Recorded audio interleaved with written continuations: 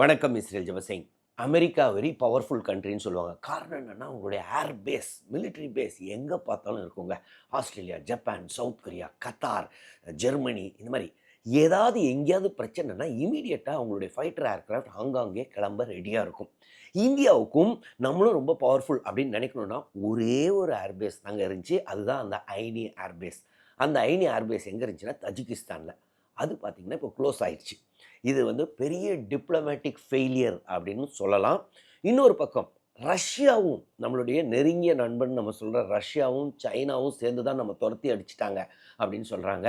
எதற்காக நம்மளை துரத்தி அடித்தாங்க? சரி, இந்த ஏர்பேஸ் எப்போ ஆரம்பித்தோம், ஏன் இப்போ திடீர்னு க்ளோஸ் பண்ணுறோம், இதை பற்றிலாம் இந்த வீடியோவில் நம்ம பார்ப்போம்.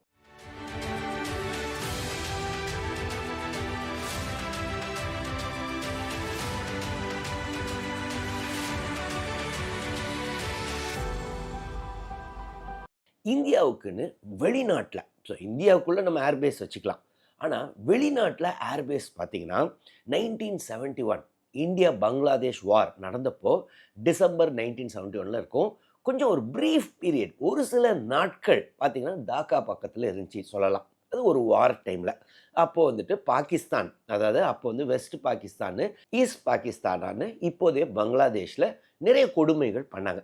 ஸோ அந்த டைமில் அவங்களுக்கு நம்ம ஹெல்ப் பண்ணுறதுக்காக, அவங்கள லிபரேட் பண்ணுறதுக்காக நம்ம வாருக்கு போனோம். ஸோ அந்த ப்ரீஃப் டைமில் பார்த்திங்கன்னா நம்மளுடைய ஏர்பேஸ் இருந்திருக்கலாம், மிலிட்ரி பேஸ் இருந்திருக்கலாம். 1987 பார்த்திங்கன்னா இந்தியன் பீஸ் கீப்பிங் ஃபோர்ஸ், அது ஐபிகேஎஃப்னு சொல்லலாம், ஸ்ரீலங்காவில். ஸோ அப்பவும் பார்த்திங்கன்னா டைரெக்டாக நம்மளுடைய ஏர்பேஸ்லாம் சொல்ல முடியாது. ஏன்னா அது ஸ்ரீலங்கன் கவர்மெண்ட்டில் உடைய கண்ட்ரோலில் தான் இருந்துச்சு அப்படின்னு சொல்லுவாங்க. இதே மாதிரி மொரிஷியஸில் கூட நம்மளோட ஏர்பேஸ் இருந்துச்சுன்னு நிறைய பேர் நினைக்கலாம். அதுவும் தவறு. காரணம் என்னென்னா, மொரிஷியஸில் நம்மளுடைய டிஃபென்ஸ் பர்சனல் இருந்திருக்கலாம், நம்மளுடைய ஹெலிகாப்டர்ஸ் இருந்திருக்கலாம். ஆனால் அவங்களுடைய ஓவரால் கண்ட்ரோலில் தான் இருந்தோம். அதை நம்மளையும் அவங்க திருப்பி வெளியில் அனுப்பிச்சிட்டாங்க. ஆனால் யூஎஸோடைய ஏர்பேஸ் நம்ம சொல்கிற ஜப்பானாக இருக்கட்டும், இல்லைனா சவுத் கொரியாவாக இருக்கட்டும், இல்லைனா கத்தாராக இருக்கட்டும், அங்கே யூஎஸ் டிஃபென்ஸ் பர்சனல் பார்த்திங்கன்னா டோட்டலி இண்டிபெண்ட். அவங்க யூஎஸ் சாரின் அத்தாரிட்டி கீழே தான் வருவாங்க. அந்த நாட்டில் எங்கே கத்தாரில் இருக்காங்கன்னா கத்தார் கீழெல்லாம் வரமாட்டாங்க. ஸோ இந்த மாதிரி நம்மளுக்கு ஒரு இண்டிபெண்ட்டான ஒரு ஏர்பேஸ் இல்லவே இல்லை. ஆனால் முதல் முறையாக எப்போ வந்துச்சுன்னா 2002ங்க. காரணம் என்னென்னா, அப்போ 1999 கார்கில் வார் வந்துச்சு. அதற்கு அப்புறம் இந்த ட்வின் டவர் பாம்பிங்லாம் யூஎஸில் நடக்குது. ஸோ இந்த சூழலில் அப்போதைய அடல் பிஹாரி வாஜ்பாய் அவர் தான் அப்போ பிரைம் மினிஸ்டராக இருந்தார். ஸோ அவங்களுடைய அரசு இந்த முடிவு பண்ணாங்கன்னா, நம்ம ஏன் நம்மளும் ஒரு பவர்ஃபுல் கண்ட்ரியாக நம்மளை ப்ரொஜெக்ட் பண்ண ஆரம்பிக்கணும். ஃபர்ஸ்ட் ஆஃப் ஆல் இன்டெலிஜென்ஸ் ஃபெயிலியர்னால தானே அந்த கார்கில் வாரில் அந்த பாகிஸ்தானி டிஃபென்ஸ் பர்சனல் அவங்களாம் மேலே ஏறினது நம்மளுக்கு தெரியாமல் இருந்துச்சு. ஏன்னா அந்த வின்டர் டைமில் அவங்க இது பண்ணாங்க. ஸோ அதை ஸ்ட்ரென்தன் பண்ணணும். இன்னொன்று பாகிஸ்தான், சைனா, ஸோ இவங்களுக்கெல்லாம் நம்ம தலைவலி கொடுக்குற மாதிரி இருந்தால் நம்ம தஜிகிஸ்தானில் போய் உட்காந்துருவோம் அப்படின்னு நினச்சி தான் ஐனி அப்படின்ற இடத்துல தஜிகிஸ்தானோட நம்ம ஒரு அக்ரிமெண்ட் போட்டு ஐனி ஏர்பேஸை நம்ம எடுத்துக்கிட்டோங்க. இதுக்கு ஏறக்குறைய 1000 கோடி ரூபா கிட்ட நம்ம செலவு பண்ணியிருக்கோம். அந்த ஏர்பேஸ் பார்த்திங்கன்னா 3.2 கிலோமீட்டர்ஸ் ரன்வேவான், அங்கேயே ஹேங்கர்லாம் இருக்கும், நம்மளுடைய ஹெலிகாப்டர் இருந்திருக்கு, நம்மளுடைய ஃபைட்டர் ஏர்க்ராஃப்ட்ஸ்லாம் இருந்திருக்கு இந்த ஐனி ஏர்பேஸில். ஸோ இது பார்த்திங்கன்னா நம்ம யூஎஸ் கத்தாரில் இருந்த மாதிரி, ஜப்பானில் இருந்த மாதிரி நம்மளுடைய இண்டிபெண்ட் தஜிகிஸ்தானுக்கு கீழே வரல.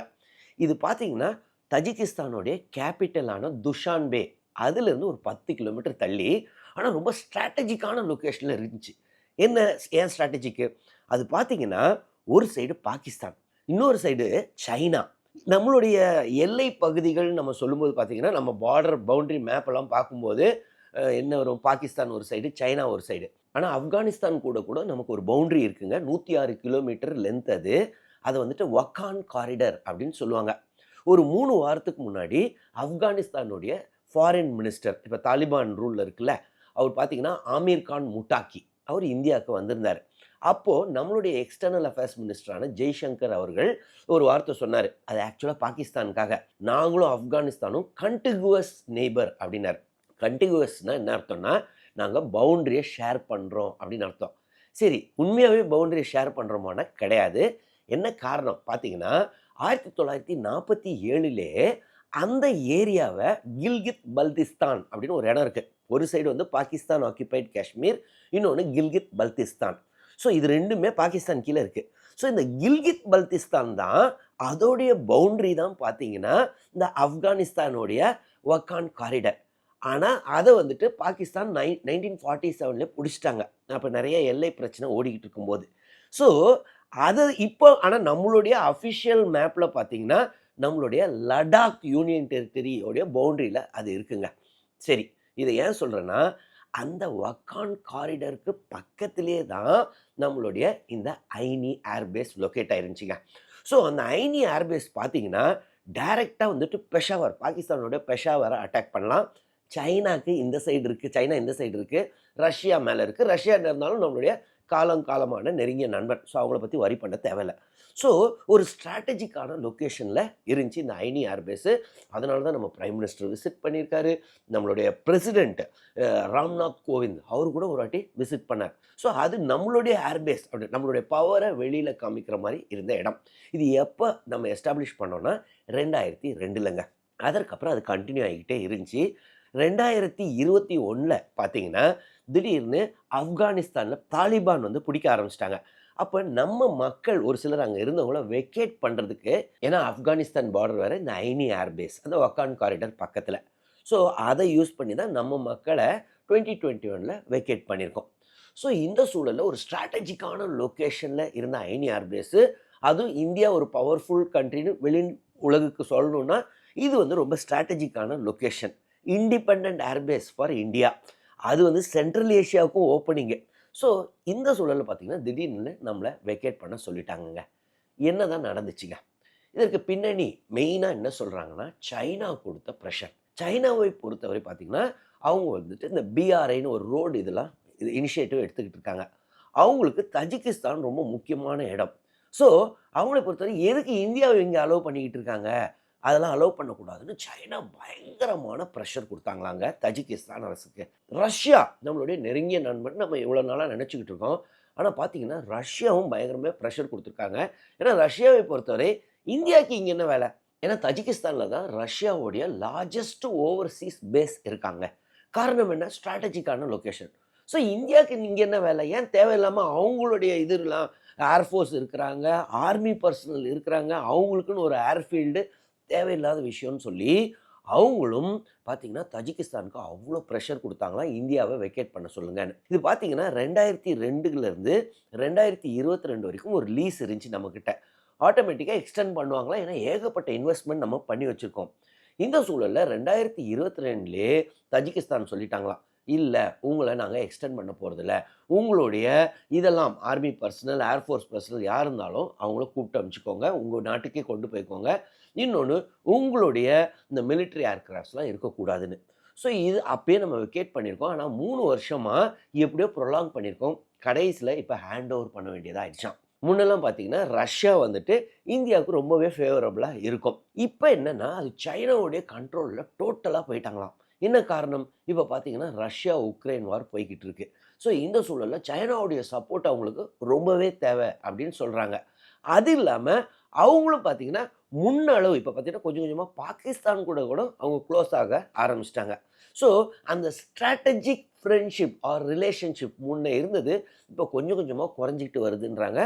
ஒன்று என்னென்னா இப்போ அவங்களுடைய அந்த மல்டிபோலார் வேர்ல்டை இந்தியாவும் ஒரு ஃப்ரெண்டுன்ற அளவு தான் வச்சுருக்காங்க. ரெண்டாவது முக்கிய ரீசன் சைனாவுடைய ப்ரெஷர் அப்படின்னு சொல்கிறாங்க. ஸோ இப்போ பார்த்தீங்கன்னா சைனா ஒரு 2 வாரத்துக்கு முன்னாடி நிறைய நியூஸ் ஐட்டம் வந்திருக்கும். நம்மளுடைய எல்லை பகுதிகளான லடாக்காக இருக்கட்டும், இல்லை அருணாச்சலாக இருக்கட்டும், அவங்க சைடில் நம்ம எல்லை பகுதிக்கு அந்த சைடில் அவங்க சைடில் பெரிய பெரிய ஏர்பேஸ் எல்லாம் செட் பண்ணிக்கிட்டு இருக்காங்க. ஆனால் நம்மளுடைய ஏர்பேஸு தஜிகிஸ்தானில் இண்டிபெண்ட்டாக இருந்துச்சு. அந்த ஐனி ஏர்பேஸை ரஷ்யாவும் சீனாவும் தஜிகிஸ்தானுக்கு ப்ரெஷர் கொடுத்து இந்தியாவை துரத்தி அடிச்சிட்டாங்க அப்படின்றது தான் உண்மை. ஸோ என்னை பொறுத்தவரை இது ஒரு பெரிய டிப்ளமேட்டிக் ஃபெயிலியர் அப்படின்னு தான் தோணுது. காரணம் என்ன? ஸோ நம்மளுடைய எக்ஸ்டர்னல் அஃபேர்ஸ் மினிஸ்ட்ரியும் ப்ராப்பராக என்கேஜ் பண்ணியிருக்கணும். ரஷ்யாவாக இருந்துருக்கட்டும், இல்லை சீனாவாக இருந்துருக்கட்டும், முக்கியமாக தஜிகிஸ்தானை. ஸோ நம்ம எவ்வளோ பல ஆயிரம் கோடி ஸ்பெண்ட் பண்ணியிருக்கோம்.